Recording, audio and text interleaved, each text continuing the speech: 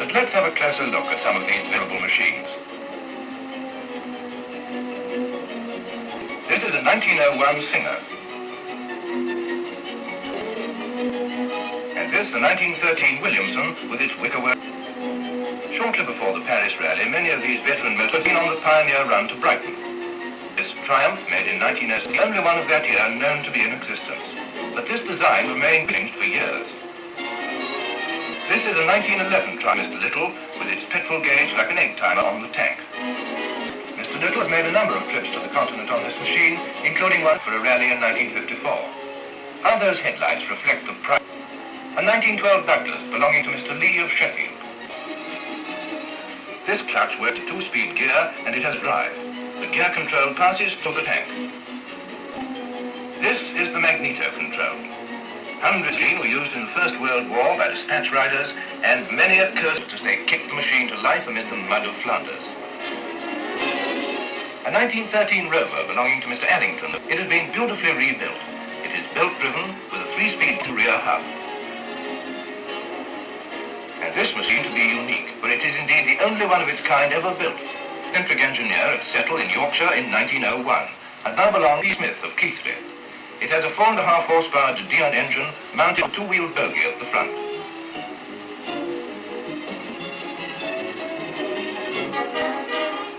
Dover and the Paris rally. The last of the participants are arriving, preparations are underway. A guide will be useful. And petrol. There may not be much to declare now, but wait a minute. The bill over the country far exceed Mr. Little's expectations. They're over, but from now on, they're under the care of the Esso Petroleum Company.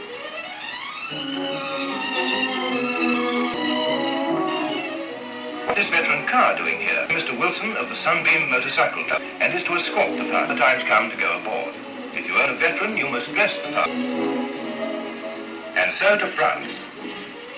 And we seem to have brought our own particular brand of English weather.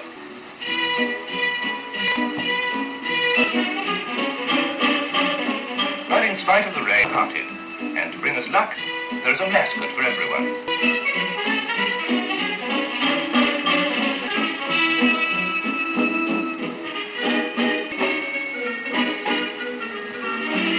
Everyone, and ready for the first stage from Boulogne to Beauvais. Remember that here you must drive on the right. And so we're on, through the wet street of Boulogne, on the one-way run to Paris. But someone hasn't got... Very serious. Just a few minor adjustments, and we're off again.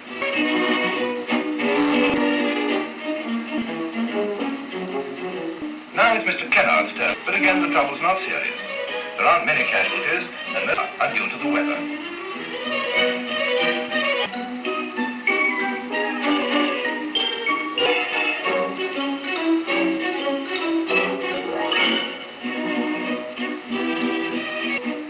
There may be no Tour de France, but some have come English. First break is at Sunday, and in spite of the weather, we are enjoying it.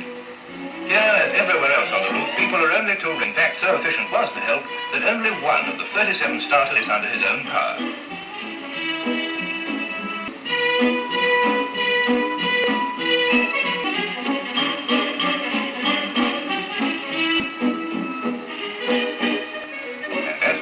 Ooh la la.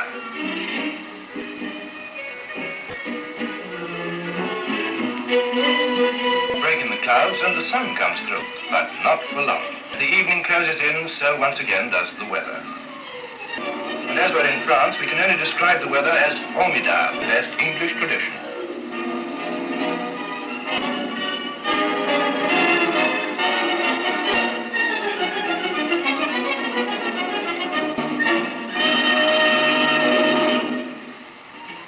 And now at last the sun really out and about time too. We have spent the night here at Beauvais, and all means now look spick and span. Especially this 19 auto wheel, familiarly known as the mobile bacon slicer. Though the mounts look fit enough, some of their riders are a little under the weather, nature's weather.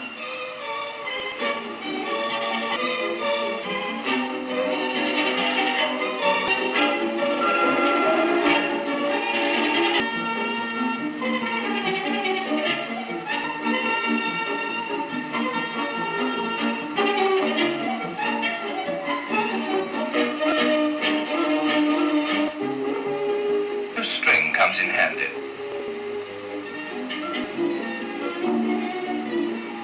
And not only for the...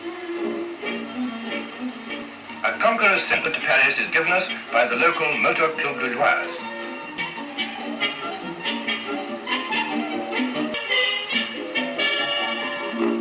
For at least one straight roads and this gentle pace or singe, for Bill Kitchen is signs of the dirt track. Anyhow, he does take the precaution of bringing his of trouble.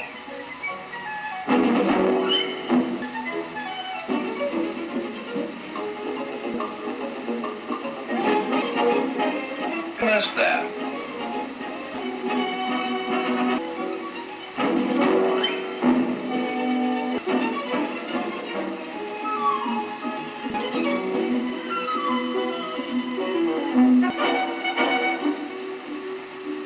Here we do the final repairs and polishings for our triumphal entry into gay Paris. We're nearly 160 miles and only 10 remain to go.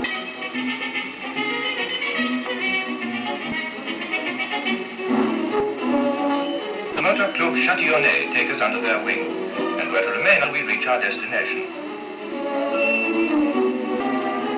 At Pierrefitte, two machines, which the French with theirs describe as being miserly about the kilometers, are brought out of the travel from the coast.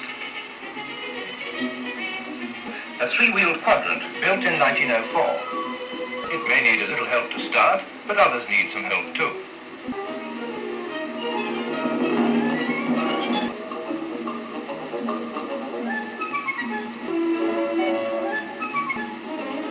Judging down the leafy boulevards out of Paris, we make our way.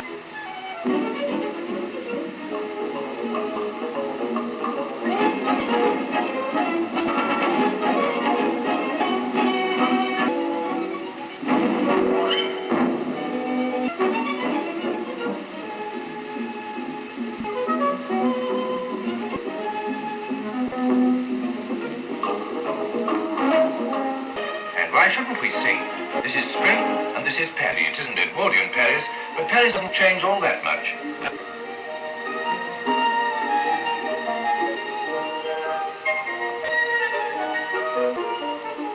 No, you see it doesn't. The girls are still beautiful.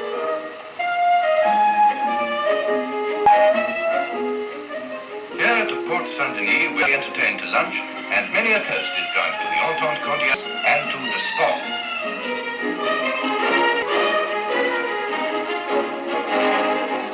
By lunch, we bravely face the traffic of Paris on our way to the Arc de Triomphe.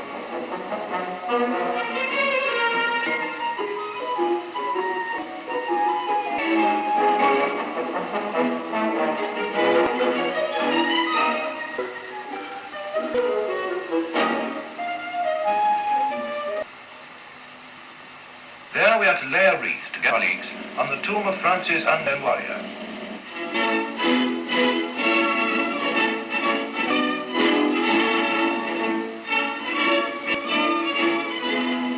Our wreath is to be laid by the president of the Chatillonnais is escorted by the...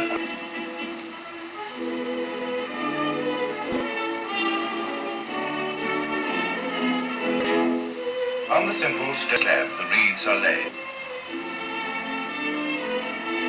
The head of the unknown soldier who died for his country, the flame of time.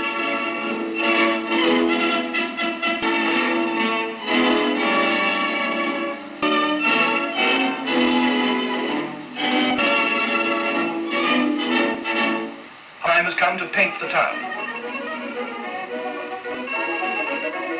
Where shall we go? The Lido, Bergère, Montmartre, and the Place Pigalle, the left bank and the Latin Quarter. Or maybe the Red Indian Quarter. Shall we just leave it to your imagination and drink to gay Paris?